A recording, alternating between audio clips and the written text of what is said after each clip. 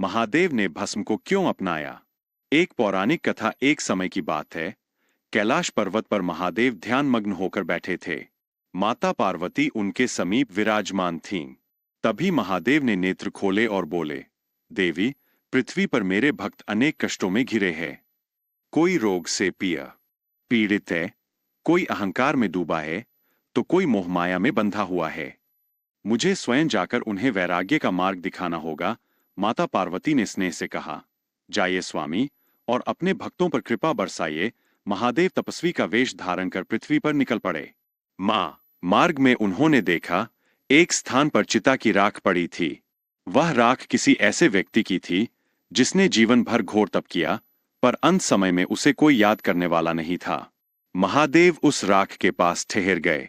तभी आकाशवाणी हुई, हे महादेव, यह वही जीव है जिसने जीवन में सब कुछ त्याग दिया, पर संसार ने उसे तुच्छ समझा। महादेव का हृदय करुणा से भर गया। उन्होंने उस राख को अपने हाथों में लिया और बोले, जिसे संसार ने ठुकराया, उसे मैं अपनाऊंगा। इतना कहकर महादेव ने उस राख को अपने शरीर पर धारण कर लिया।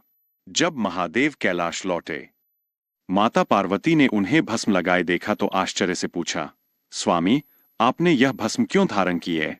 महादेव मुस्कुराए और बोले, देवी, यह भस्म मुझे याद दिलाती है कि यह शरीर नश्वर है।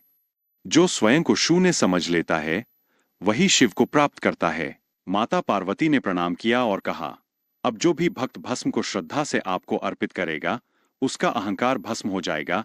तभी से महादेव भस्मधारी कहलाए और भस्म वैराग्य, सत्य और शिवत्व का प्रतीक बन गई।